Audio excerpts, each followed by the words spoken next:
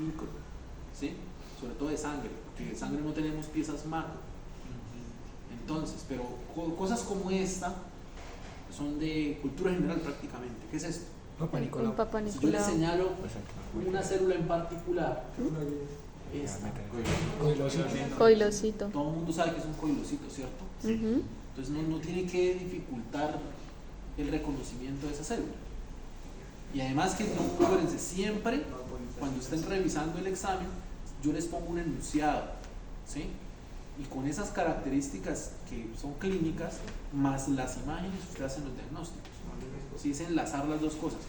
Porque mucha gente, y he notado, bueno, de pronto menos de la mitad de este semestre, quiere hacer los diagnósticos solamente con la pieza quirúrgica. Ah, sí soy. ¿Sí? Sí me pasó. En el quiz que nos engañaron. No es así, tiene que correlacionar todo. Y por eso era el mismo ejercicio que les planteaba con los quiz de la semana pasada. ¿Sí? Enunciado, bien claro, y la imagen representativa. Bueno, entonces, por ejemplo, de esto uno puede sacar muchas preguntas. Entonces, ¿cuál es la cepa que probablemente está aquí? Una involucrada? cepa- Si es una lesión premaligna. 16, 18, o si es de bajo riesgo de 6 o 11. Muy bien. Listo. ¿Y cuál es el sistema de reporte para este tipo de citologías? Yo me nací. Para- Bethesda. El Bethesda. El Bethesda es Que para... me quedó mal. Hay un Bethesda para tiroides y hay un Bethesda para citología cervicovaginal. Yo sé por qué me quedó mal. Listo, más BPH. Aquí están las lesiones.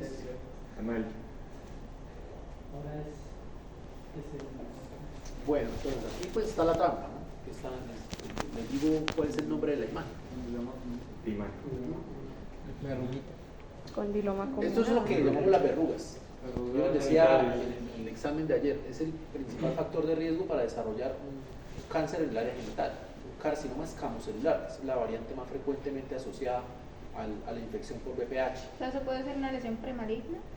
Pero hasta que no tengamos el estudio histopatológico no lo sabemos, porque recuerden que las lesiones premalignas pues tienen Pueden que ver con ser- esos cambios histológicos que hay en el epitelio. O sea que en el parcial era de y líquido no entraba también. Pero es que el líquen no tiene un factor de, o sea, no es tan pesado, sí es un factor de riesgo, pero el más importante no es. Porque ¿qué es más frecuente? ¿Que alguien le dé una verruga genital o que le dé un líquen escleroso? Me quedó mal. Me quedó bien. Me hubiera muy mal. Entonces, esta sí ya no tiene la trampa, pero ya saben qué es, por la forma, por la ubicación, ¿sí? Condiloma combinado. Y esto cuando hay un término que uno utiliza cuando ya son muchas, ¿sí? Entonces se llama condilomatosis. ¿Sí? Muchos condilomas, muchas verrugas, uno le pone ese otro nombre, condilomatosis. Un quiste de Bartolino. Ahí está formando un quiste de Bartolino. Aparte de que veo los condilomas, también están los quistes Quistes de Bartolino. Acuérdense que son verrugas, son lesiones exofíticas, excrescentes, que crecen sobre el epitelio. Y que la célula que lo caracteriza Un es coilocito. el coilocito. Entonces, coilocito aquí en mayor aumento, ¿no? Es el sello histológico característico de la infección por el virus de BPH. Bueno, entonces la localización de la glándula de Bartolino obstruida. ¿Y esta qué tipo de lesión cutánea es? ¿Primaria o secundaria? Primario. Primaria. Primaria. Listo. ¿Y cómo se llama? Es una vesícula. ¿Sí? Acuérdense que si está lleno de pus, es pústula, pero usualmente las virales no están llenas de pus. Y cuando yo lo examino microscópicamente, ¿cuál es la célula que lo caracteriza acá? Esta célula. ¿Cómo se llama esta célula? El cambio gigantocelular. ¿Cómo se llama el cambio gigantocelular? Eh, ¿Qué epónimo le ponemos? Ese ¿Cómo? inclusiones. No, eso es. No, la célula de Hortul es una Las célula, inclusiones. pero que está en la tiroides o en las salivales o en otros órganos que es rica en mitocondrias, ¿sí? Y que también le decimos célula Profe. oxifílica. ¿Sí? ¿Es Pero esta inclusiones esta no, nucleares porque de esto es- Crowdy de tipo? Esto es viral, esas son las Cody tipo A. células gigantes multinucleadas de Cowdry tipo A. ¿Sí? Cowdry tipo A. Células gigantes. Multinucleadas. De Cowdrey. Cowdrey tipo A. Profesor, solo se ven en herpes, no hay que otra. En herpes simple, sí. Herpes Las de tipo A, Cowdrey sí. tipo B se asocian a otras cepas diferentes, ¿sí? Pero la única que vimos y la única que ustedes conocen hasta ahora es el Cowdrey tipo A. La de tipo B, pues no las voy a preguntar porque nunca las hemos visto. Gracias a Dios. Bueno. Aquí en este caso, ¿cómo se llama la lesión que caracteriza esta? Chancro duro. Listo, acuérdense que hay tres estadios, ¿sí? Y en los tres estadios hay como un tropismo diferente del patógeno hacia algún tipo de estructura. Entonces, en la primaria y en la secundaria es más un compromiso vascular, ¿sí?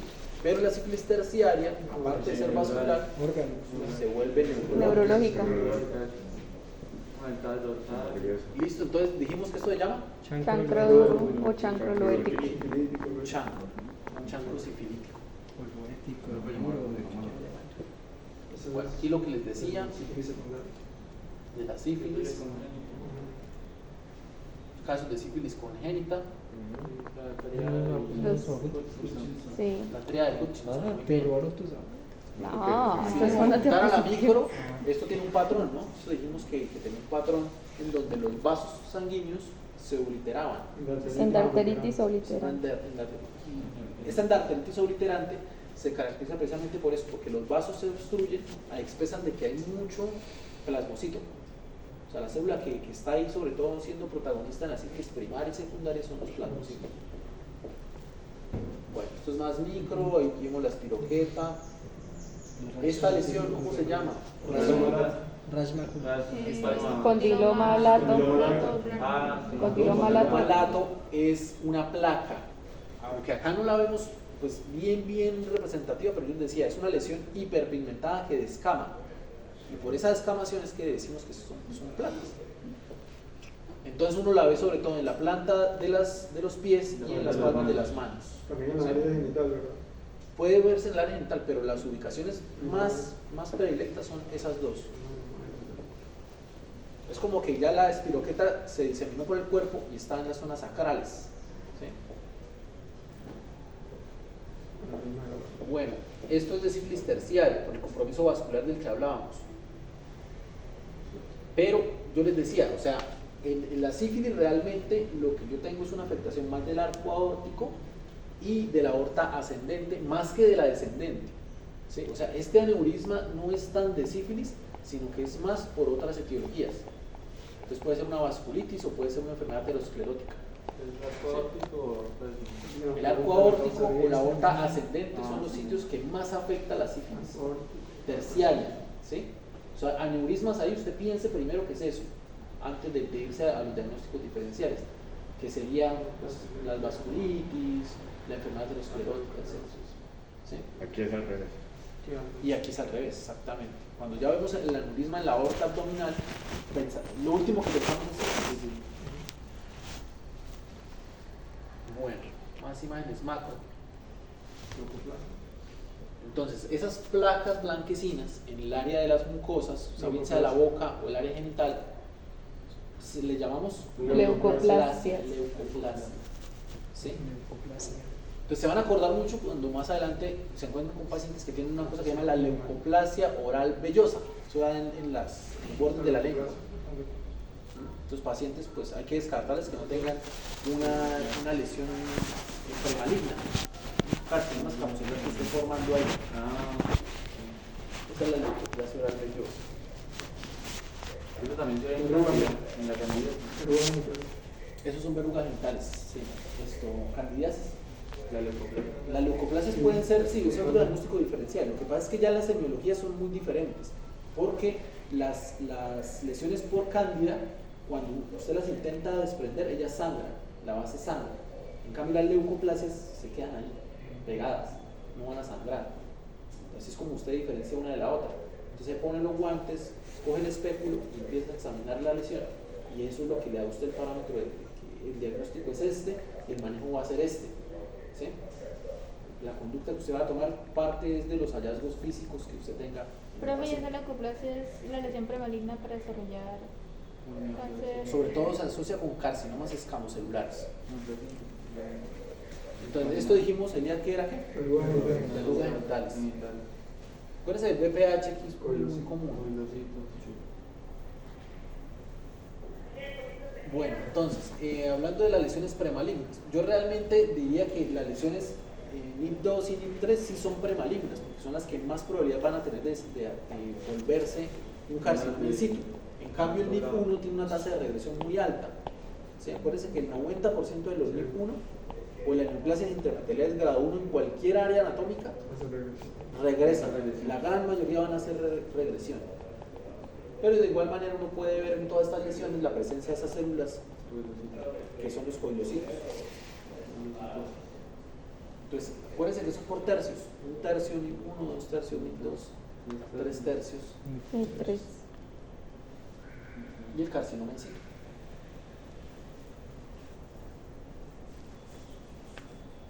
Bueno, aquí vemos más una úlcera. Pues es más carcinoma ya.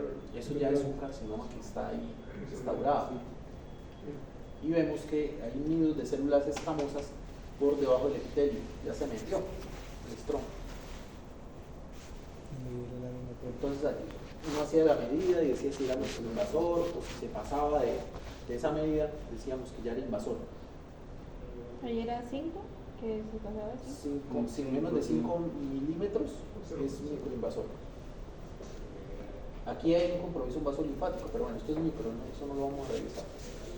En la vagina, entonces, de lo macro están las secreciones, la mayoría son puras condiciones microscópicas. O nuevamente, la neoplasia. Esta es una tarea que les puse. Aquí el cuadro clínico es niña de 5 años con masa, con tumor en la vulva. Sí, ese sí. Esa es la pregunta ahí. El diagnóstico diferencial era sarcoma de Listo, entonces acá, ¿en qué sitio anatómico estamos?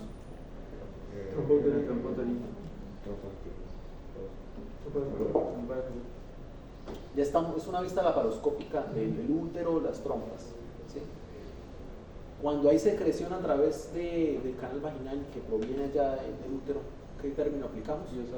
No, eso es arriba. Leucorrea. Leucorrea.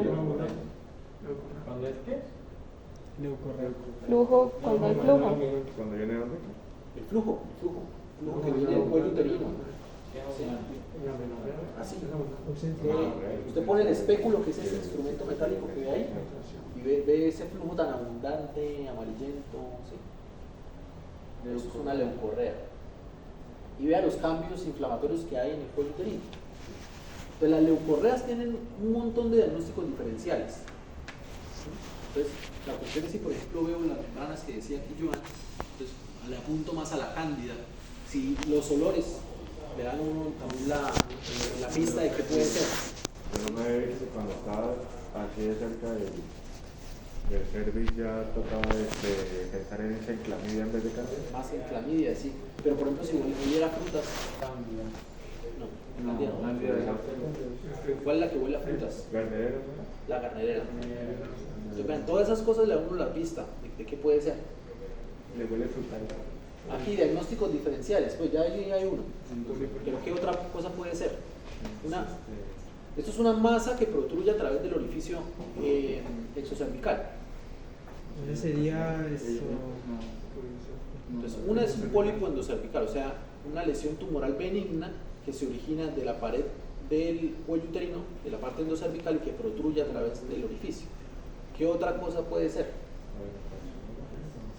Si fuera una lesión mesenquimal, por ejemplo, Leiomioma. ¿cuál leiomioma? El Nascens o pediculado, es el mismo.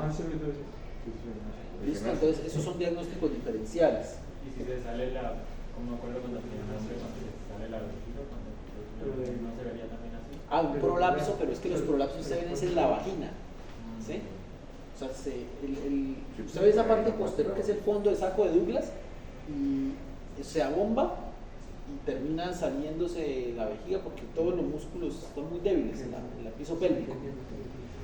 Entonces, eso es un prolapso, pero ya genital. ¿sí? Entonces, estamos hablando de diagnósticos diferenciales cuando vemos una lesión que protruye a través del orificio del cervix. Bueno, en menorreas no hay macros para mostrar. Aquí volvemos a repetir la lesión, una lesión blanquecina, de bordes más o menos bien definidos, y que incluso vean que está afectando la pared vaginal. Volvemos aquí a hablar de la leucoplasia. En este caso la etiología es de pH. pH.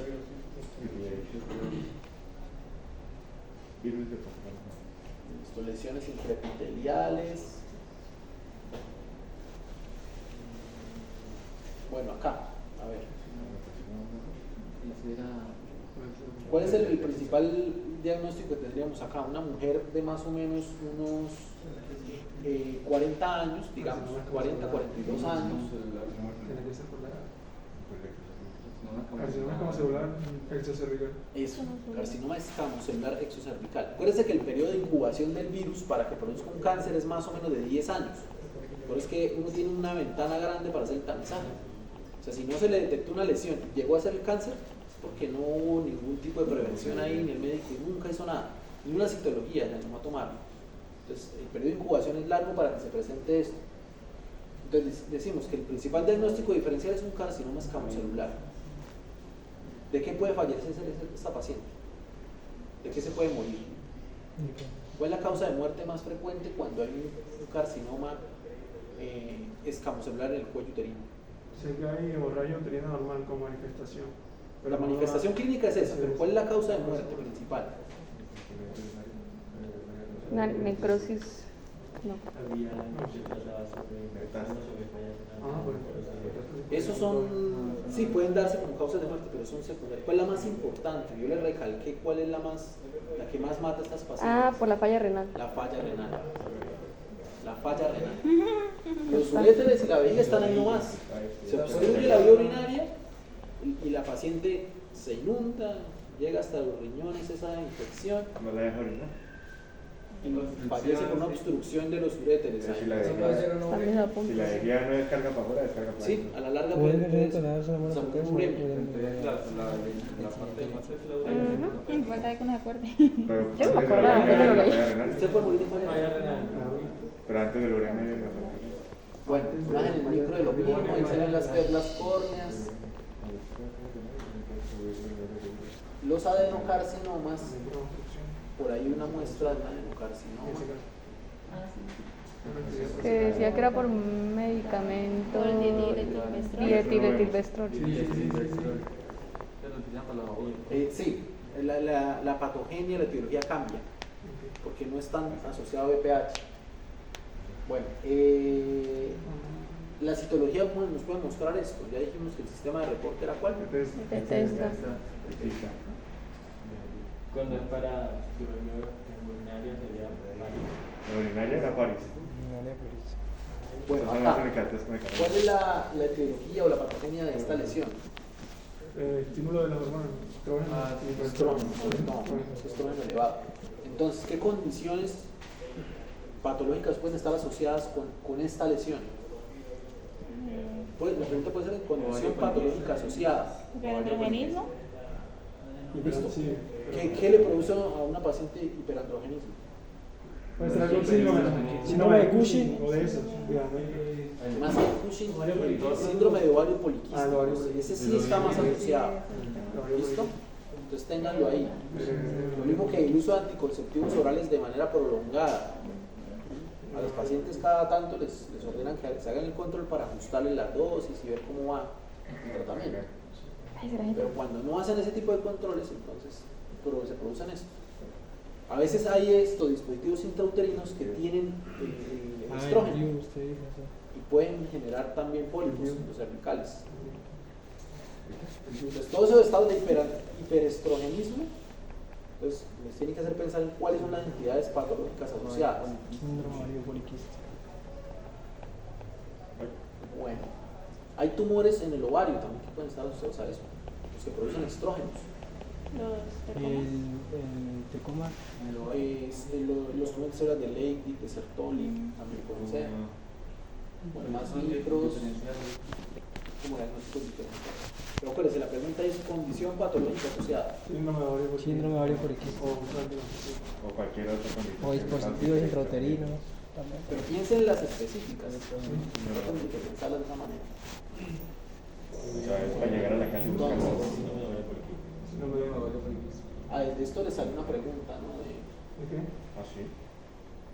¿Cuándo? No, Que yo recuerde, no. no fue en su parcial. Ya. Al lado se va a hacer El síndrome de Lynch. Tumores en ovario y en otras zonas. Aunque nos hubiera perfectamente puesto uno. Bueno, aquí. A ver, pues, si no, ¿Qué dice el diagnóstico ahí? Adenocarcinoma Adenocarcinoma del útero. No, Adenocarcinoma del útero. endometrial. Ahora, si yo les pregunto, nombre al menos 2 variantes histológicas, ¿cuáles pondrían? 2 variantes. Son 4. Tienen que nombrar al menos 2. subseroso. Tres. ¿No? Ah, Edgardo. variantes histológicas. Yo no ¿Sí se acuerdan? Lo que pasa es que se les olvida. Seroso, por ejemplo. Seroso. Mucinoso, Mucinoso, feroz. Mucinoso, seroso, ¿cuál otro? Endometrioide. y el otro. Y el otro es. ¿Y el otro cuál es? El raro, el más raro de todos. No, porque si es enfermedad. Es El que tiene un epónimo. Como raro. Que el epitelio se parece al del tracto urinario. Ah, carcinoma. El ¿El tumor uroterial. de Brunner? Perenne. ¿Cómo era? Ceroso, mucinoso, Endometrioide. Eso era igual. Endometrioide y el de Breno. Se repite. Ah, ok. Sí, Sí, se porque repite. estaba en ovario. ¿Qué dijimos? Que hay un fenómeno que se llama la endosalpingiosis, en donde el del útero salen células hacia el ovario, que se cree, todavía no se ha demostrado al 100%, que muchos tumores epiteliales en el ovario provienen realmente del útero. Pues por eso es que tienen las mismas variantes histopatológicas a nivel epitelial, ¿sí? Porque ya si hablamos de los germinales, de los mesenquimales, son diferentes. Ah, una pregunta. Creo que una pregunta.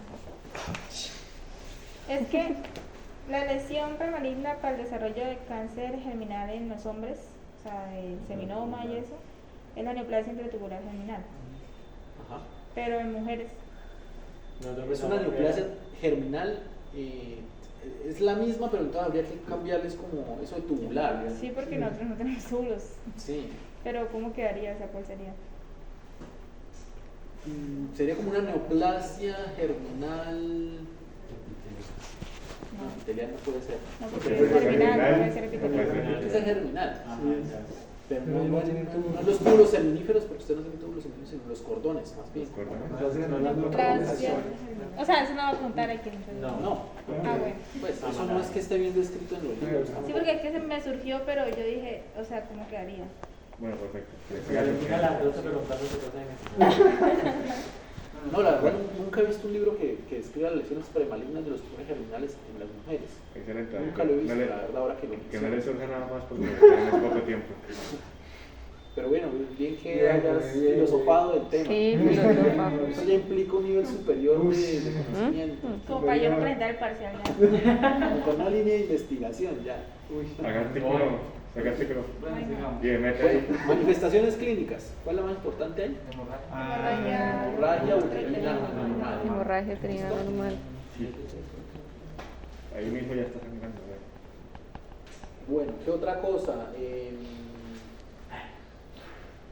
Mucho calor, Juan. La etiología de etiletildestrol. Ya. No, aquí no es tanto. Ese es para el adenocarcinoma endocervical. ¿Y este cuál es? ¿Endometrial? Aquí también juega esa, pero hay otras. Todos lo que dijimos en estado de hiperestrogenismo, ¿sí? Las hiperplasias endometriales, el ovario poliquístico vuelve y juega, ¿sí? ¿Cuál es la lesión premaligna? La Hiperplasia. neoplasia endometrial, no sé qué, con atipia, ¿no? Con atipia, sí. Las complejas con atipia, sobre Compleja todo. con atipia. O sea, en resumen, neoplasia intraepitelial, endometrial de alto grado. Sí. Es el nombre real. de alto grado. NIE de alto grado.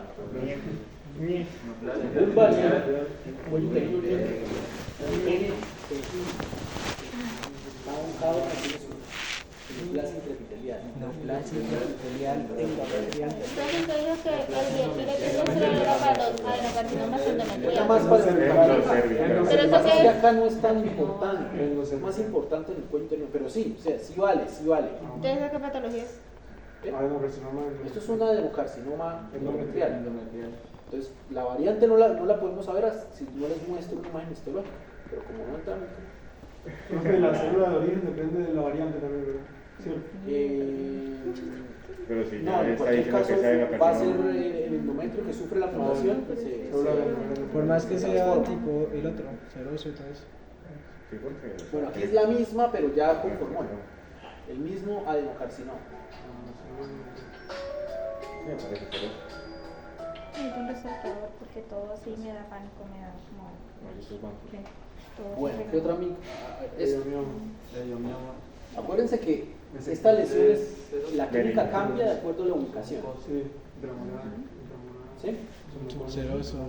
La clínica. Dependiendo de cuál era la ubicación cambiante. En dispareunia, en el intramural pélvico y en el submucoso es... Hemorragia Esa cerebral. era hemorragia uterina. Más, a ver, traten de mencionar 2 por cada ubicación, 2 síntomas. Dispareunia y dolor. pero el segundo también. Empecemos con los submucosos. Hemorragia. Hemorragia. Infertilidad también. Infertilidad. Hemorragia, infertilidad. También... El dolor. No, esa es Puede complicación. producir dolor, pero son un dolor de tipo, dijimos que era como calambres, Como calambres. así como cólicos. En cambio, los intramurales, El dolor. acá está, Intramural, serosis o mucosa. que se aprendan 2 de cada uno. Incontinencia y dolor.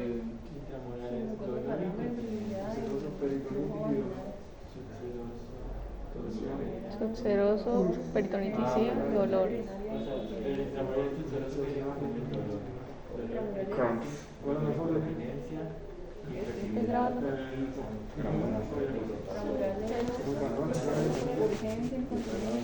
¿Y la célula de origen de esa lesión cuál era?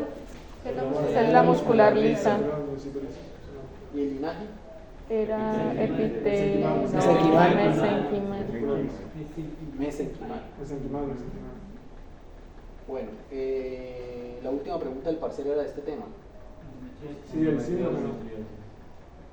La endometriosis de la paciente. Acuérdense de esa palabra, la palabra Generaba- clave era catamenial. Catamenial. Sí, Catamenial. Dolor cuando aparece en la menstruación. Catamenial puede ser cualquier relacionados cosa, al ciclo pero menstrual. asociada A la menstrua- al ciclo menstrual, a la menstruación. Por ejemplo, un dolor catamenial es un dolor que aparece asociado a epistaxis catamenial, pero durante la menstruación. ¿Qué se le ocurre, Jorge? ¿Por qué puede tener alguien epistaxis catamenial? Está menstruando por la nariz. Es una forma coloquial de decirlo, pero si estamos en el contexto de una endometriosis, porque hay tejido Tiene que endometrial ver ahí. con la nariz. Sí. Por eso menstruando por la nariz. Sí. Latino. Bueno, entonces, esto es epidemiología. A ver, de estos, aquí, esto es ovario ya. Volvemos y repetimos las variantes histológicas que hay en el útero. Entonces, yo les decía, por ejemplo, entre más hemorrágico se vea el tumor, más probabilidad es de que sea de tipo endometrioide, como este. ¿Sí? Si es mucinoso, o sea, puede ser tabicado, puede ser, puede tener lóculos, puede tener septos. Profesor, ¿cuál es el diagnóstico? Creo que ese no lo tenemos en las...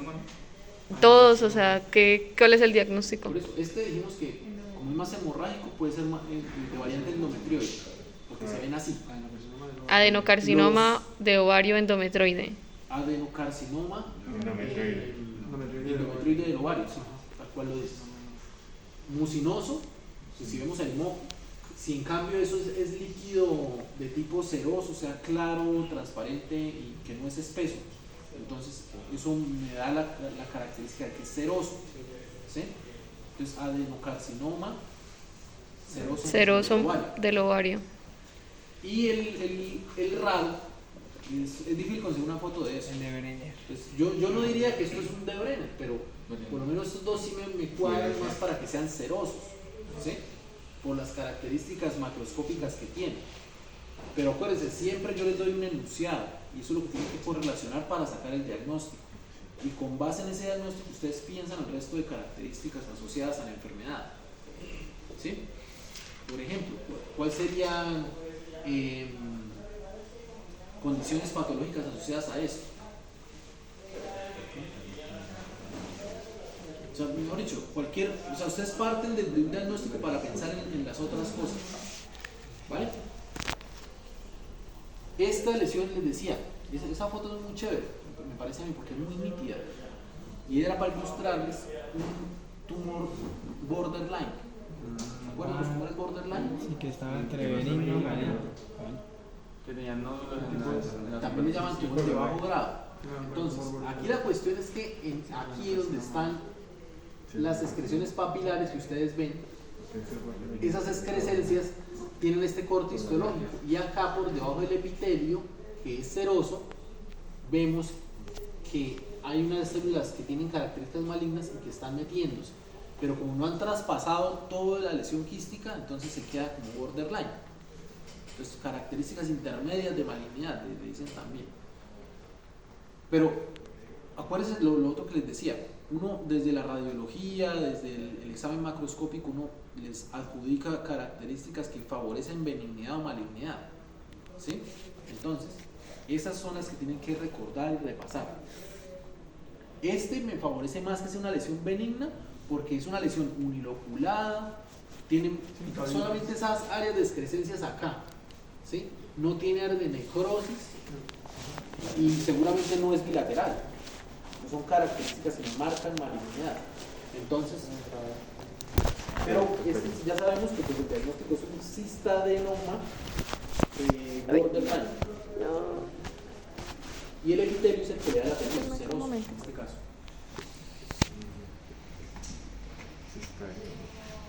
Entonces todos se clasifican así: benignos, borderline o malignos.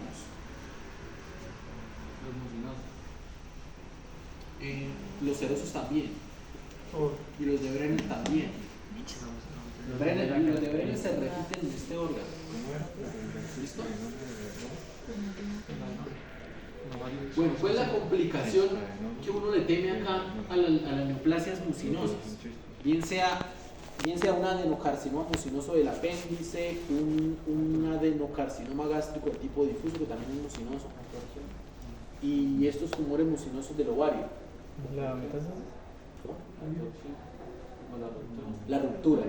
Y si se rompe, forma una entidad nueva, que se llena el abdomen de mucina, y eso es como una metástasis a toda la cavidad.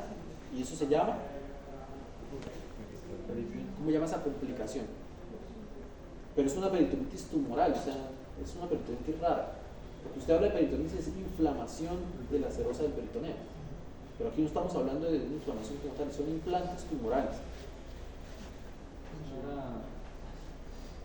¿Pero el abdomen en gelatina o algo así?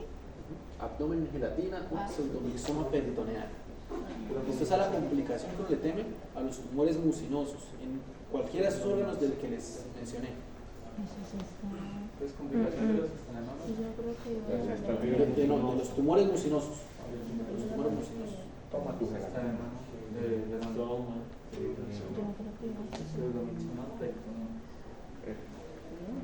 Listo. La otra variante dijimos que era el endometrioide. Entonces, por eso yo les decía, se ven hemorrágicos, ¿sí? Y entre más hemorragia, más yo voy a pensar que es un tumor endometrioide. ¿Y cuál es la contraparte benigna de este tumor? ¿Qué? Que lo hablábamos cuando hablábamos de endometriosis. ¿Cistadenoma?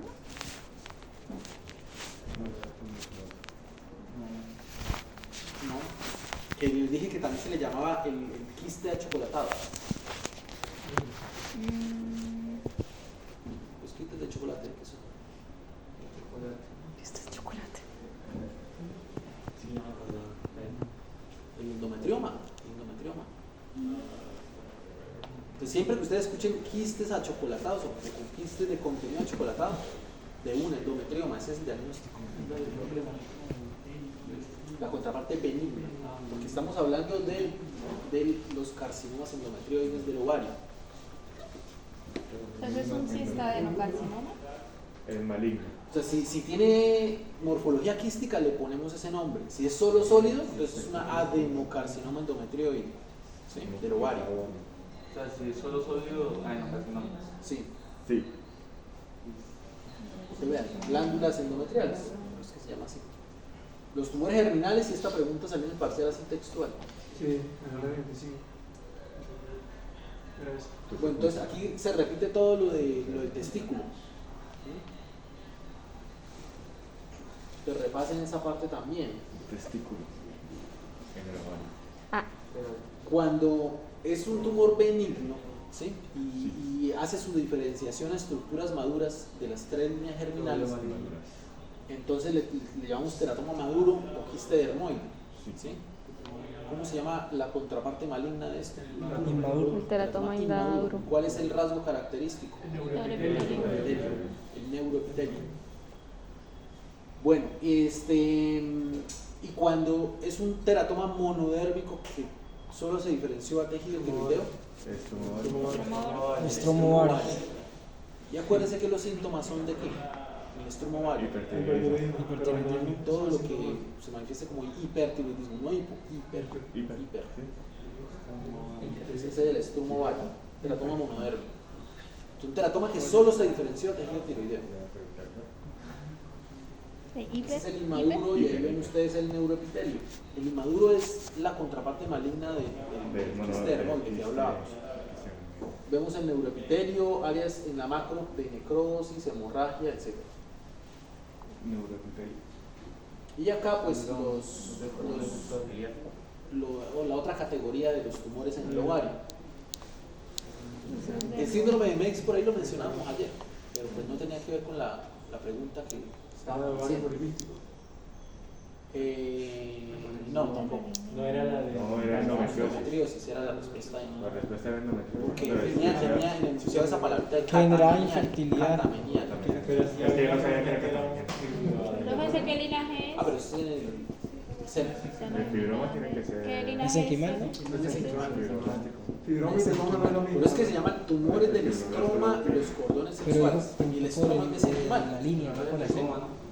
El otro es el tecoma. Entonces, el síndrome de Meigs, ya saben, pues, si lo recuerdan, ¿no? ¿Lo explica otra vez? Por favor. El síndrome de Meigs es masa en el ovario y derrame pleural. Ah, ok. Más en el ovario y Más en derrame el ovario y pleural. derrame Listo, ya tengo. Voy a tener el parcial. Bueno, el tecoma. Entonces, el tecoma, a diferencia del fibroma, No es funcional. La salida. Ah, mentira, sí, Eso creo que sí es sales funcional. amarillentas, las sales amarillentas. Esto se llama bien. Entonces, les puedo preguntar el componente, ¿cuál es la célula que lo caracteriza? Células de la teca interna. Células de la teca interna. En ambos no tanto. ¿Este es funcionante o no funcionante? Las células de septoide. Funcionante. Es funcionante. Pues si tiene esas células, me imagino que debe El grupo producir las etario hormonas. ya lo saben, ¿sí? No, Como no el de sé. todos. No Lo sé. que pasa es que este da incluso en pacientes mucho menores de esos 25 años de lo que hablábamos. Menores de 25 años. Convención criminales prácticamente son Los de la granulosa. Entonces, la característica histológica que permite hacer el diagnóstico son los cuerpos de Kohl-Exner. ¿Sí lo recordaban los cuerpos de Kohl-Exner? Acabo de leer. ¿Es un tumor funcionante o no funcionante? Funcionante. Funcionante. Ahora les muestro el resumen de qué es lo que produce. Los tumores iliares también son funcionantes, pero son más pequeños. ¿Y el tumor de Krugenberg, de qué linaje es? ¿Eso no lo ha visto? Ese viene Metastásico. es epitelial. Ah, ese Es la carcinoma gástrico de tipo difuso. Sí, o sea que el linaje es Epitelial. epitelial. De todos los que vimos, es el que más tiende a ser bilateral. Por eso es que la bilateralidad se considera un rasgo de malignidad. Si uno va a pensar que es una metástasis, debe ser algo agresivo para que sean ambos ovarios. Bueno, entonces la diseminación dijimos que era a través de qué? De la siembra, no del peritoneo. O sea, por Peritoneal continuidad. o Por contigüedad o transcelómica, ¿qué se llama? Entonces aquí el resumen. Entonces, unos producen más estrógeno, o sea, son los que van a cursar más con hemorragias uterinas anormales. En cambio, los que producen más andrógenos cursan con síntomas de virilización. Y leí. ¿Sí? Tienen que recordar cada uno. Había una pregunta que decía sobre proteína negativa y Esa era seminoma. Seminoma. Seminoma, porque era. Negativa Porque era y positivo. Y los ese matas ese era seminoma. Ah, eso era una proteína también humana.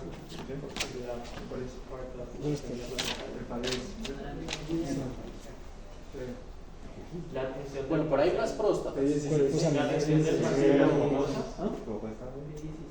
Profesor, Ah, sí. Señor. Que la viene atención aquí. del parcial era bongosa. Sí, porque era la de calcio. ¿Cuál? Bongosa. Bongosas. La del parcial bongosas. Bueno, miren esta pieza quirúrgica, igual hay también hay próstatas, pero analicemos aquí unas cosas. Desde el punto de vista macroscópico, cuando ustedes vayan a sospechar, por ejemplo, una condición benigna como la hiperplasia prostática, tienen que tener en cuenta que la glándula crece de una forma simétrica, ¿sí? Global. Ajá. Y con ese patrón de nódulos. Por eso es que obstruye la uretra y causa síntomas obstructivos. En la zona central o transición. En cambio, las patologías malignas, o sea, los adenocarcinomas, de órgano, Crecimiento asimétrico. es un crecimiento más asimétrico, ¿sí? Y más hacia la periferia del órgano, Zona no periférica. en la parte central ni Comprime transicional. órganos adyacentes. El biomarcador puede ser el mismo, lo que pasa es que ahí hay que saber analizarlo. Eso es lo que decíamos. O sea, si yo tengo un paciente en donde el rango de PSA está por debajo de 4 nanogramos, pues Está todavía bien, está en un rango pero normal. normal, Ese es el punto de corte, 4. ¿sí? Si está entre 4 y 10, el paciente tiene un 20% de probabilidad de tener un cáncer. O sea, el hecho de que esté ligeramente elevado no me descarta malignidad. Pero es mayor para hiperplasia. Ay, perdón. Entre 4 y 10. Entonces es más probable que sea una hiperplasia, pero de todas formas no me descarta el cáncer. Ese es el mensaje clave ahí. Y si es mayor de 10, el paciente ya no tiene un 20% de probabilidad, sino que es un 50%. Pero no, ¿Listo? Esa es la forma como analizamos ese biomarcador. Pronto eso, profe, pronto eso.